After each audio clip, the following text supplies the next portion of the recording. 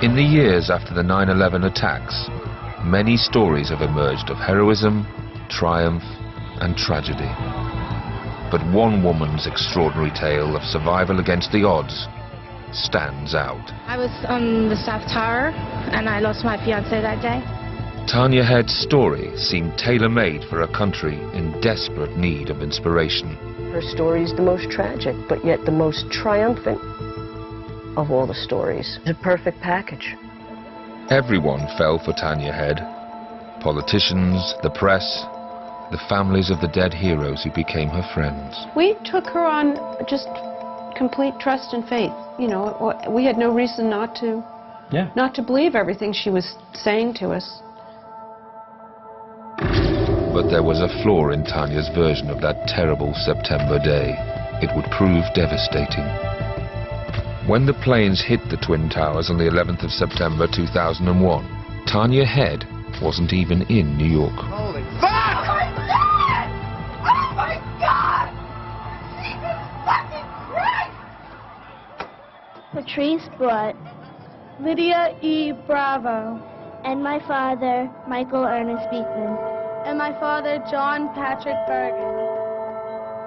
Sharon M. Falcon. In the weeks and months after 9/11, as the nation grieved, the survivors, the ones that had got away, received little attention or sympathy. They were, after all, the lucky ones.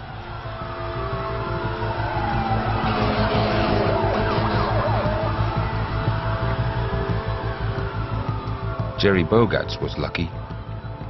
He worked on the 82nd floor of the North Tower. The first plane hit 9 floors higher. He managed to walk out just 4 minutes before the tower collapsed. 3 members of his team were killed. Any number of people afterwards told me, well, somebody must have been watching out for you. You get kind of all mystical in these situations. And I got angry at that. I said, well, why were they watching out for me? You know, the person 20 floors above might have been, you know, a wonderful person, you know, much better than me in a sense of value. And they had no choice. You know, they had no options, and I did. That doesn't make sense. It's completely random. Carrie Cohen Sullivan was lucky too. She'd only been working at the South Tower for 3 weeks when the planes hit. She survived simply because she didn't hear the announcements ordering her to stay at her desk. I was so guilty for surviving. I was really young. All these other thousands of people are dead, but I'm still here. You know, most of it is due to luck. I worked on a low floor. I didn't stick around the area. I just left.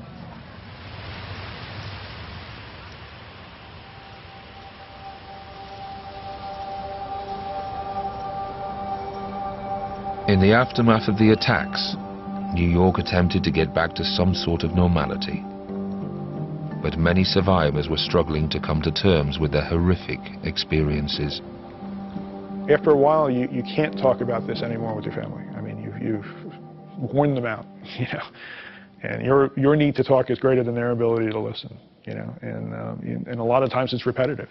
It's repetitive. So sure, you talk the first couple of weeks, first couple of months, but then you feel like you just have to not talk anymore. And it's not their fault. It's just the reality of it. Nearly 2 years later, many survivors still felt isolated and traumatized. A small group, just 9 or 10, met up in a Manhattan church hall to share their feelings. When you were with other people in the group, there was a certain permission to talk about whatever you needed to talk about, and that they understood. Silence, and then after a couple of seconds, News of the meeting spread quickly. Each week, more survivors would come, desperate to share their experiences. Come over here, and with the flashlight, we were able to get closer and closer to the voice until I heard. We felt each other's pains, and they gave me a lot of relief. And it was great. It was really great to just be part of the group. On 9/11, Cynthia Shepard lost her fiancé. He died inside the North Tower. At the same time, she was delivering mail to the World Trade Center. She stood beneath the towers as bodies rained down. In my mind, I felt they were still alive. They hurt, they felt pain before they hit. You know, I mean, I still see them just before they hit. And that's like for life. Debris and dust building just looked like forever. The group grew. Soon there were 500 survivors signed up online, and meetings with over 100 people. Amongst the new members, one woman's story stood out. Tanya Head said she was on the 78th floor of the South Tower. That made her one of only 19 people at or above the point of impact who survived. But incredibly, her fiancé died in the North Tower that day. Her vivid account of miraculous escape and tragic loss captivated everyone. I looked around and it was like a horror movie. People were mounted on top of each other, the smell of burnt skin, and people's insides was gagging. I kept thinking about my fiancé, about our wedding. I wanted to wear that white dress and swear my love for him. It was an amazing tale. It was that her fiancé was in Tower 1 and she was in Tower 2. Her fiancé was killed. Tanya was severely injured, managed to escape the tower before it collapsed, and then wound up in a hospital with a very severely injured and burnt arm. Something gave me the strength to get up. I believe today it was my fiancé on his way to heaven. A firefighter took me in his arms the rest of the way out. When the tower came crashing down, we found cover. And the next thing I remember is waking up in the hospital. Of all the amazing 9/11 survival stories, Tanya Head's was unparalleled. I saw it from the outside, and Tanya saw it from the inside. I could see the flames, I can see the people jumping, whereas she was a victim where she was on fire, she was burning, and someone saved her. She had all the key elements from everyone else's story. I saw it, I ran from it. She saw it, ran from it, survived it, lost a husband. Everyone else had one element. She had all the elements, the perfect storm. But the thing that impressed her fellow survivors most was how well she seemed to be coping. She'd stuck at her career in global investment, and now even found time to energize the group.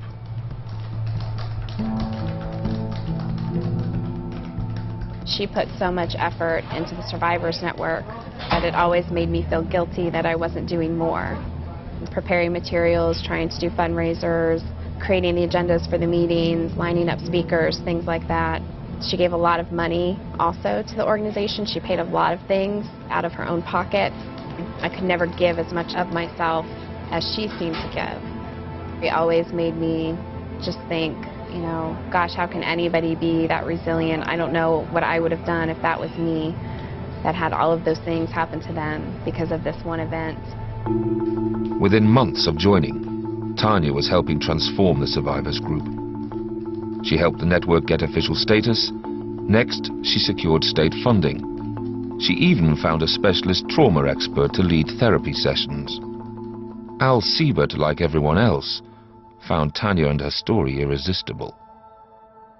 Her right arm was scarred and burned and withered.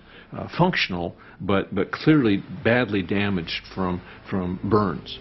And with the look at that arm and her saying she was on the floor where some of the plane fuel came smashing and sloshing through and burning, just automatically you're going, wow, look at that. She's one of the people who's actually burned by the flames, and that just, like, you don't question that.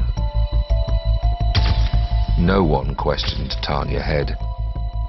Within a year, she was to become 9/11's most famous living face.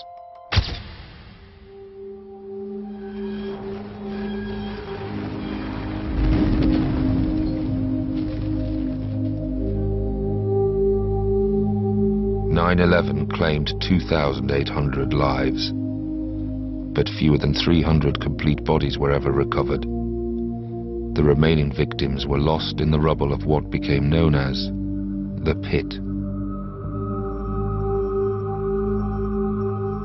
In 2003, as the second anniversary loomed, the experiences of survivors were still largely ignored. They weren't even allowed access to Ground Zero, the place where they'd lost friends, colleagues, and suffered so deeply. If we wanted to go visit Ground Zero to try to get some closure, we were not allowed access. We had to stand out around the big metal gates with all of the tourists, taking their pictures and talking loudly, or stand next to the people selling the horrible, tacky merchandise of, you know, the picture books of the attacks and things like that. There was no quiet place for survivors to go to be able to have some closure with the site, or to say goodbye to their coworkers or anything else they lost that day. There was an exclusion. Of course, family members should have access. That's where their loved ones died. No question. No question. But that, of course, survivors had experiences there too, and that visiting there was something that we should be allowed to do if we chose to. So there was a real strong feeling that not being able to do that was part of the issue of how survivors were being treated in the aftermath.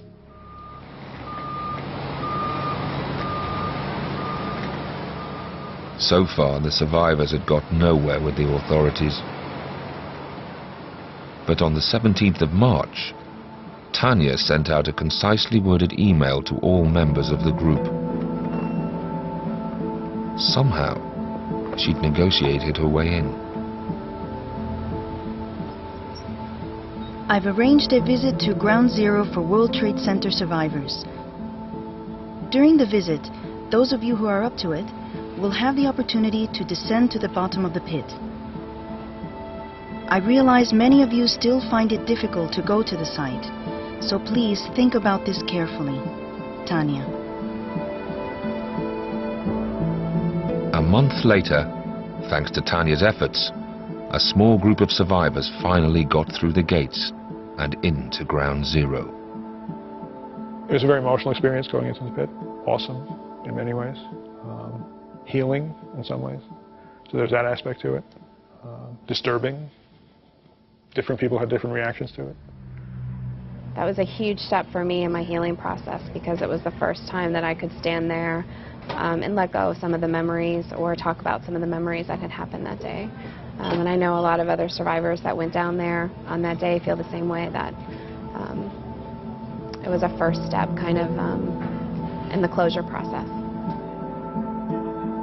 Within 6 months of joining the Survivors Network, Tanya had become the driving force behind the group. People around her, they were appreciating what she was doing for them. Wow, look at how this tower survivor, who was so badly scarred and damaged and lost her fiancé and so forth, look how well she's doing to help all of us cope with these things. So she was acting like a good role model of being a good survivor, and people were in deep appreciation for that. Everyone who met Tanya was struck by how strong she seemed, despite her terrible loss. She did have a relatively sunny, pleasant disposition. She wasn't morose, she wasn't depressed, and you know, that was in a way inspirational, like, oh, okay, it's possible to live through such horror and tragedy and still go on and, you know, have a life and be happy relatively, and, you know, be who you are. In spring 2004, the group started writers' workshops. At last, it seemed Tanya had an outlet for her sadness, and she put her grief on full display. It's still all so raw. It hurts as much now as then, and I still cannot understand why. Why? I talked to Dave and told him I was sorry, but he didn't answer back. Our photos together are now only ghosts of a life I once had and desperately want back. My other half is missing, ripped away from us by human missiles. Tanya Head set about creating a public audience for her interpersonal turmoil. She began mass mail-outs to all 500 members of the Survivors Network, detailing her painful recovery. Her experiences seem to be more than many of the other people who are involved in the Survivors Network. And even though we try to be egalitarian and equal, and, you know, there's no question that this hierarchy of suffering does form. And the stories that we were telling didn't seem to have as much impact as what she experienced. She would walk in and would barely make it to her seat because she would be surrounded, almost by fans. The whole group was becoming entangled in Tanya's heartbreak. On the 23rd of March 2004, she posted the latest installment of her story. A success at work had led to a personal breakthrough. Today I got a promotion at work and I still don't know why. Most of the times my mind is miles away. I relive over and over the moments I shared with Dave, my fiancé who died in the North Tower.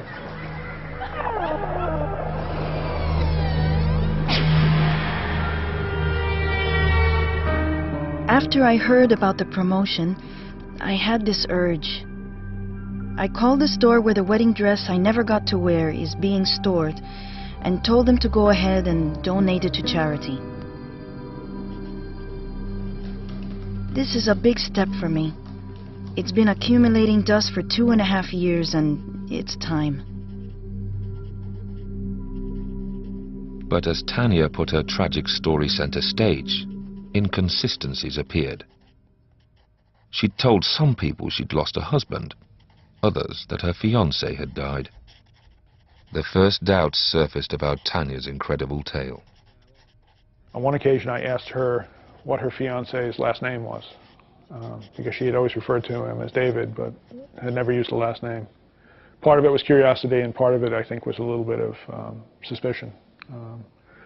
And she gave me a last name, and I remember looking in the portraits of grief that they wrote after 9/11, and there he was. And I said, well, why am I even doing this? You know, I felt bad that I was even suspicious in some ways. I just didn't want to pry, I didn't want to make her feel worse. I didn't want to ask more questions. Even when you did ask questions, when she was emotional, she would still answer them. She would just, you know, continue to be emotional. It never prevented her from answering your questions. But I think it made people less willing to ask more questions.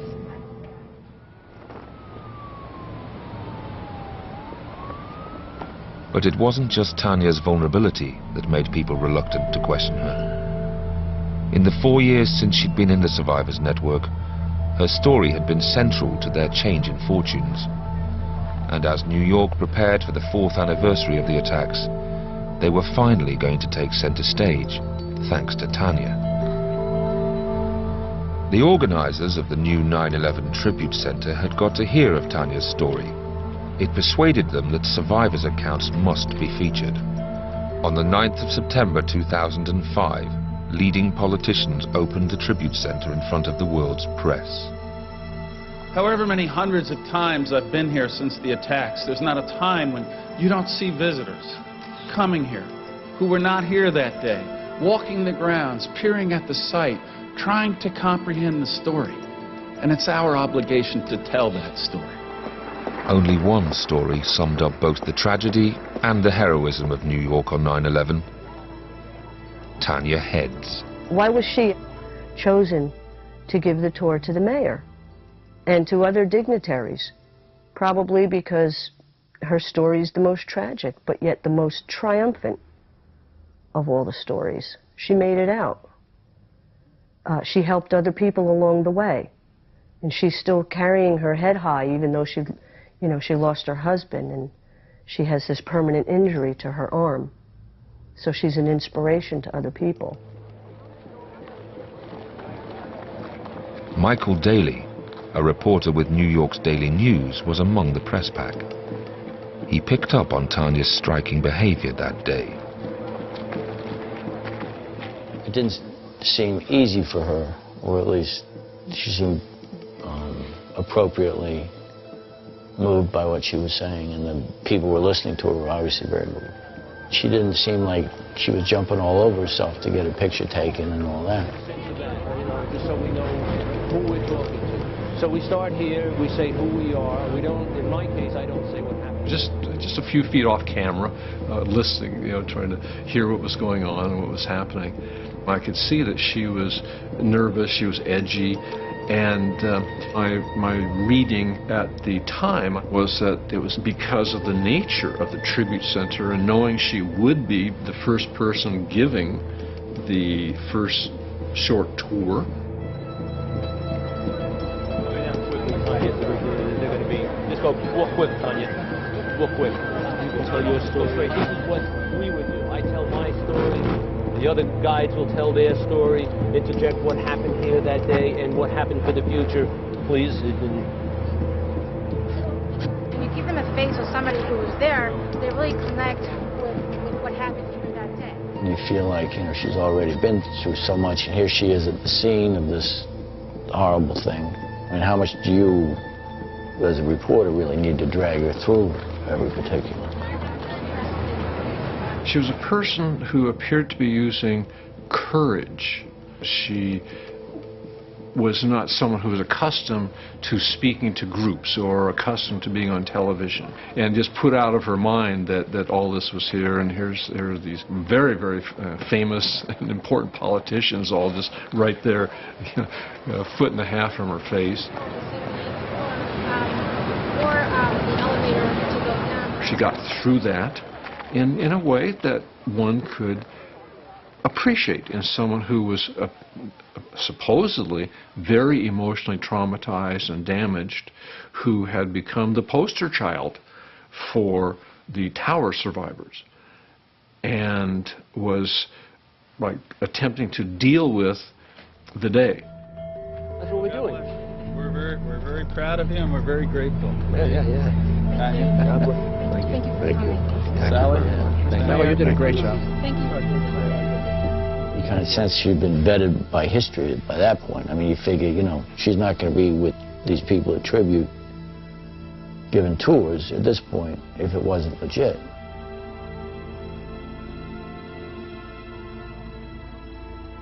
Do I like writing stories that turn out not to be true? Absolutely not. Do I make every effort I can make to make the stories accurate? Yes, I do. Late that night, Tanya emailed the network. She made no attempt to hide her delight. For those who missed it, here's a short clip about it. Notice the amount of cameras pointing at me? And notice who I'm giving the tour to? Pataki, Bloomberg, and Giuliani. Don't ask me what I said, because I have no idea. I was freaking out. Oh my God, I was totally overwhelmed, and I had to tell my story. People were saying, hey, that's great, that's wonderful. So people were very aware of it. They were congratulating her. They thought it was a good thing. Tanya Head was now part of the official account of 9/11. Her fame grew. So did the questions about her story.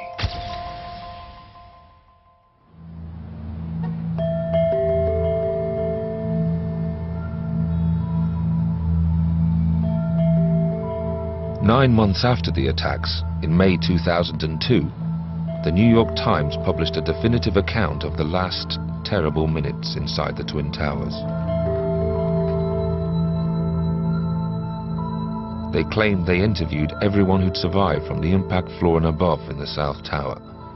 But now it looked like there'd been a crucial omission. Tanya Head wasn't mentioned.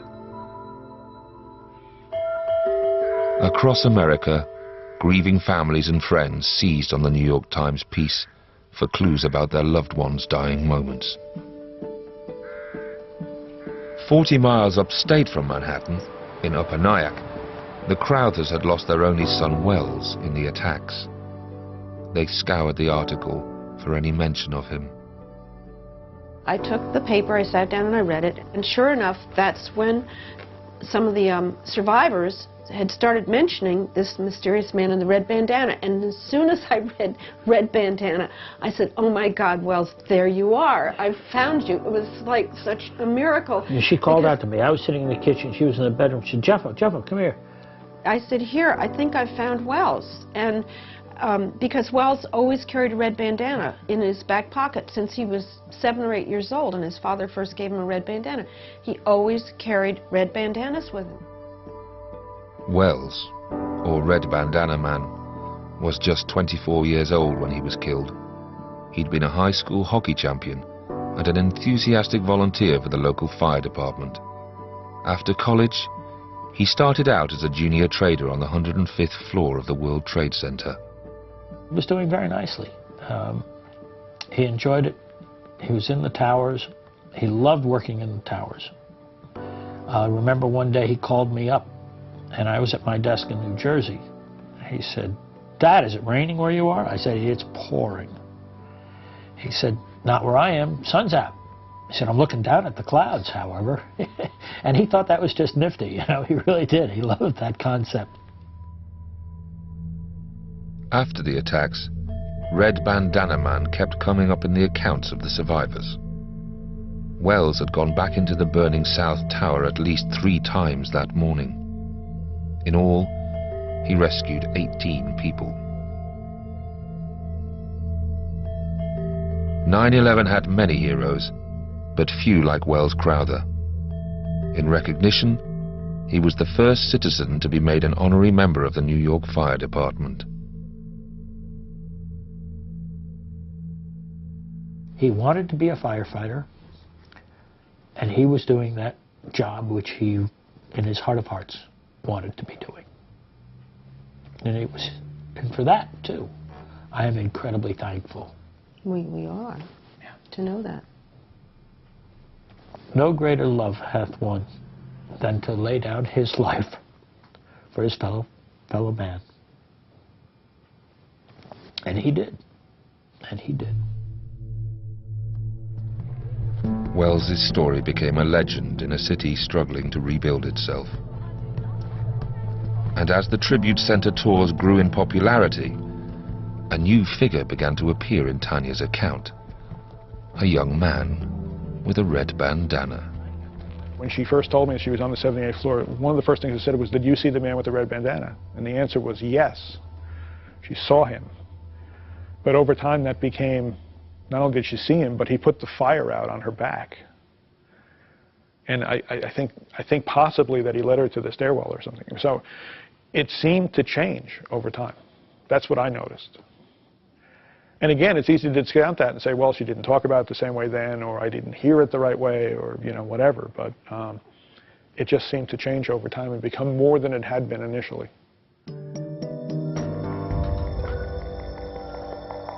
The tours at Ground Zero were now running 6 times a day, 7 days a week. Tanya's story was reaching thousands of people from around the world.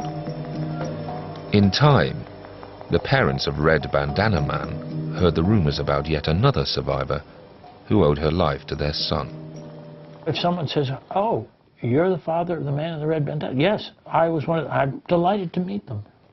To know someone else, that he was able to, you know, help and preserve their life.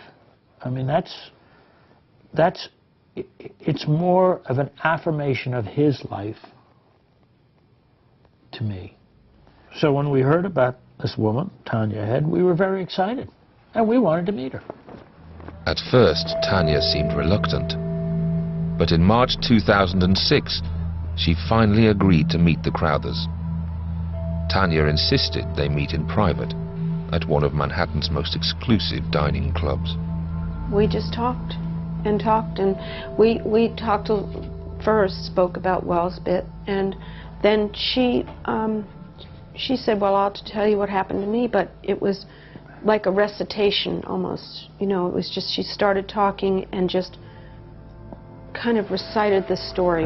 And she said she was lying on the ground and she felt this terrible pain in her shoulder, and then she felt someone patting, someone hitting it, and she was, you know, stop. She said, stop, that hurts, it hurts. But it was Wells putting out the flames. And she saw him when she turned wearing the red bandana. She said, and I looked at his face and I saw those beautiful brown eyes. She said, I have his picture in every room in my house so I can see his eyes every time, every room I'm in. He's always there with me. She's telling us this. And I was very touched, you know. So, you know, it was... And she was going to take a piece of that clothing because she said that was the last thing that he had touched. And she was going to have it put into a plaque, like under a piece of glass or something, or like lucite or something like that, and present that to us. She never did. We took her on just complete trust and faith. You know, we had no reason not to believe everything she was saying to us. In October 2006, Tanya Head was voted president by members of the Survivors Network. But there were growing concerns about the new leader. When she walked in the room, there was an arrogance about her, and I thought she was pretty pompous. And so was the person that she was with. But I could tell the other person was the follower, and Tanya was the leader. You know, we weren't there for fun and games. We weren't there for glory. I was so turned off by that. I fulfilled my obligations, did my tours, and I resigned. Most of the group, though, remained in awe of their new president and how well she coped. Like Tanya, Cynthia was traumatized after losing her fiancé in the North Tower. She just continued to work and continued to help the survivors, and she was there for everyone.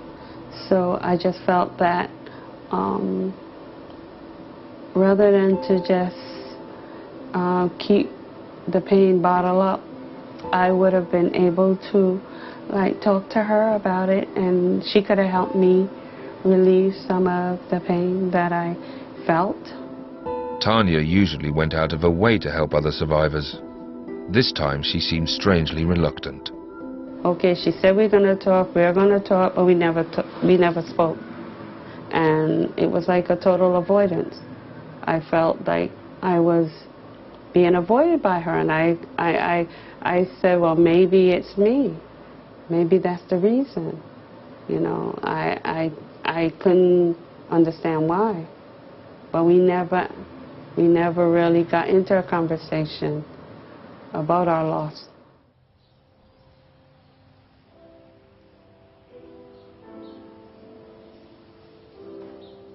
Every year, the Crowthers hold a memorial concert for their son Wells.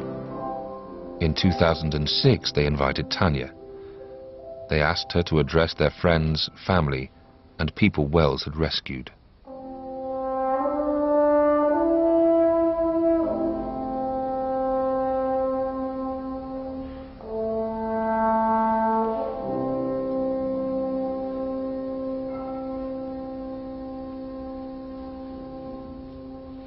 Tanya was on that 78th floor sky lobby, and she's here with us today, thank God.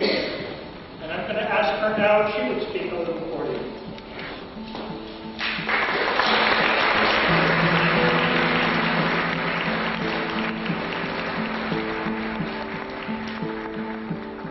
But just as she was preparing to speak, Tanya backed out.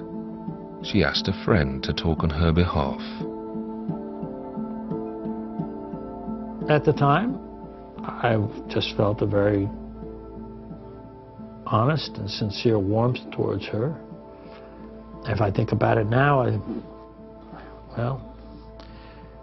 you know, I don't have a feeling about it. I really don't. You know, something that I did at the time which made sense and was, you know, emotionally and spiritually the right thing to do.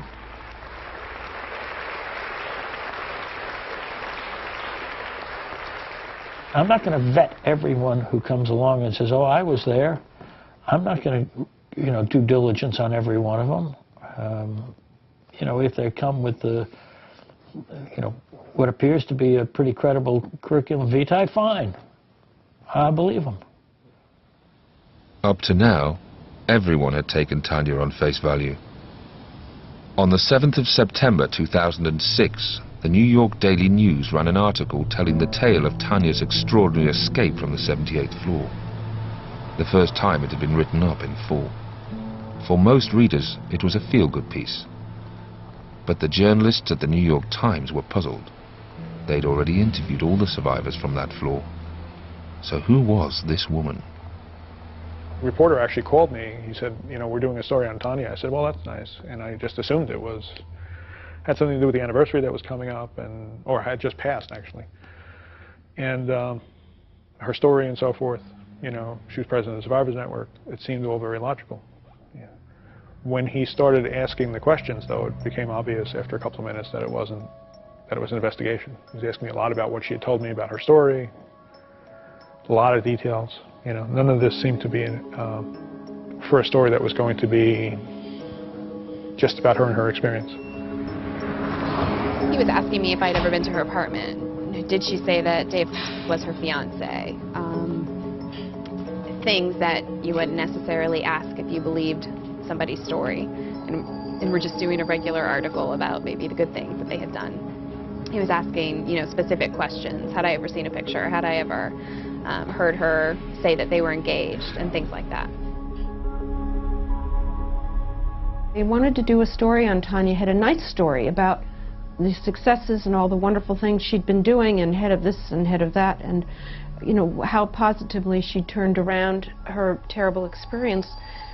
He said, but there are just a few details that we can't, you know, just a few facts we can't seem quite to get. Some discrepancies. Yeah, he said, so maybe you could help us out. I said, well, I don't know that much about her, really, other than, you know, what she's told us, but I'll try. And so he said, well, what was her husband's name? I said, you mean she wouldn't tell you that? She emailed me, these reporters are out to get me. Please don't share any information about me publicly. And I responded that I have nothing to hide about the Survivors Network, and I'm going to answer their questions. And there was one other exchange that I can't recall after that, where she was saying, fine, you know you don't want to hide anything, but just don't say anything about me. And I said, I responded, I'm going to answer their questions. It would seem that you need to talk with them. Because at that point she was refusing to talk with them. You know, that was the last contact I've had with her. A week later, the New York Times ran a front-page story on Tanya. Every aspect of her story was called into question. Tanya Head was exposed as a fraud. Her hoax stunned America and much of the world. But for one woman in Brooklyn, it came as a surprising relief. Now I understood the avoidance. It was like tremendous. The weight was like, wow, lifted. It wasn't me. All the time I thought it was me. I was the problem. That way, maybe because I was a postal person and maybe I wasn't there in the tower. You know, I was just an outside person, so I was not considered part of the team. And here now, it was like, wow, it was all a fake with her.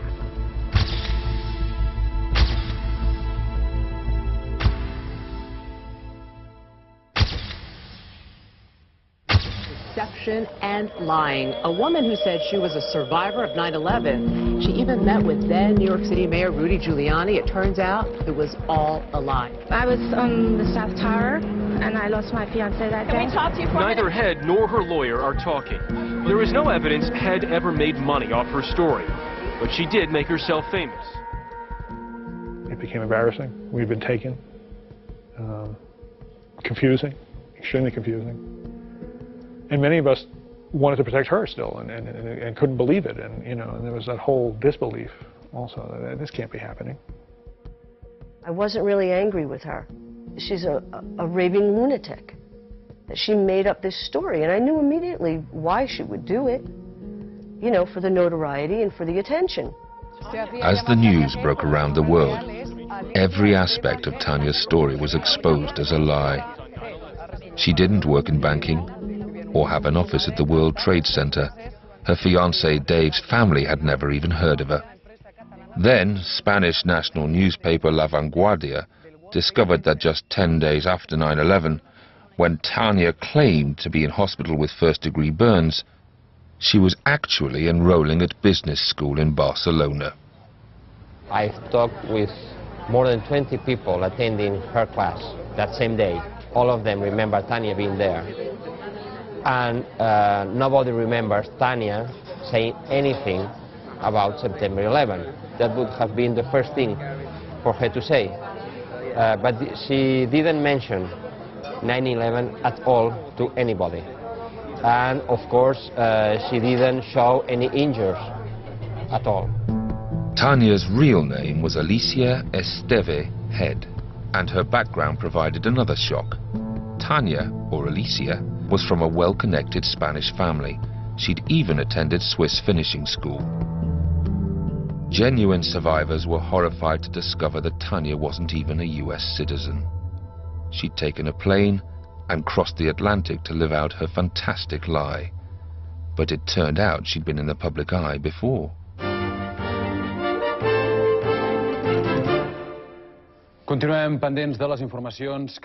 Almost a decade earlier, when Tanya was still a young student, her family had been headline news for months. Her father and brother had ended up in jail for their part in a massive €24 million state fraud. Her friends think that she never recovered really from that. So he was trying to be accepted by the group, and she tried so hard to be accepted and to be loved, that she was willing to do anything to achieve this love. Tanya learned to get the approval she longed for simply by lying. Even the damaged arm that was so useful in her 9/11 hoax had featured in an earlier lie. The story was that she had a car accident. And what kind of car accident? Oh, I was driving my Ferrari with my boyfriend, and you know, it was, we went really fast, and we just jumped out of the road. She told other people that she had an injury while riding horses at the Polo Country Club in Barcelona. She never owned any horse.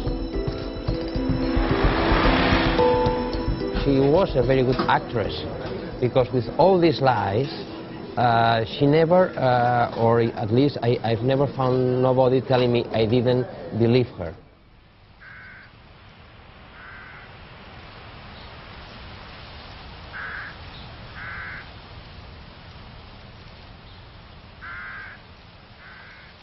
My theory, and this is something I've developed just myself, and I have no basis in fact upon which to ground it, but it would appear to me that she is an individual with a low self-esteem, very low self-esteem.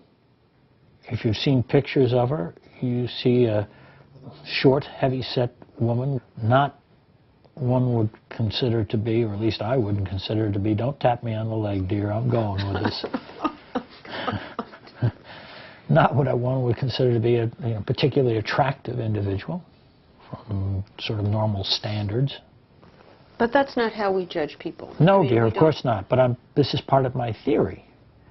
And that she feels, she felt that she needed to do something to create a different Tanya. She'd created Tanya Head so well. She'd lived her fictitious life for 5 years without serious questioning. What amazed everyone was how completely she'd built this new identity. There's a point in our lives when our childhood dreams of touching the stars give way to reality. We realize that our dreams of being a supermodel or becoming a famous athlete, well, it's never going to happen. That's when you decide to make the best out of what you have. For a tiny moment there, we all achieve complete happiness. At that rare instant, we accept ourselves for who we are, and we are satisfied. Suddenly, life is no longer about what you have, it becomes about what you don't have. And that, my friend, sets us off into our search for the stars. It's such bullshit. I mean, I don't know. I mean, now, I look at it and I just go, wow, it's amazing. She constructed a very large narrative, a big, big story, you know, and then I guess doled it out in pieces. There's a violence to it, and it's amoral, possibly immoral to do what was done, but I wouldn't call it sacrilegious. It's taking advantage of people. Again, if everything is as it seems, you know, it's taking advantage of people. And if you take advantage of particularly vulnerable people, that's probably even worse. But Tanya hadn't committed any crime under American law. Speaking through her lawyers, Tanya Head declined to be interviewed for this film. Her exact whereabouts are unknown. I'm very torn. She did a lot of good for our organization, and to have all of that discredited is a hard thing to discredit at all. I mean, she still did good for our organization, but she didn't have to lie. She could have done those things without labeling herself as something she wasn't. It seems Tanya or Alicia simply packed her bags and left New York. She was free to leave the truth behind. I think if Tanya had asked me to trade, I would have traded with her. I would have loved her to have my suffering and my pain, and I can have her life. In February 2008, an email was sent to the Survivors Network from a Spanish account. It claimed Tanya Head had committed suicide. It could be just one more story. No one knows for sure what Tanya Head is planning next. The coroner's office identified Jonathan through DNA and dental analysis. Jonathan's younger brother Timothy had the painful experience of confirming the identification. Timothy recognized his shoes and his hands. He said, I would know my brother's hands and his feet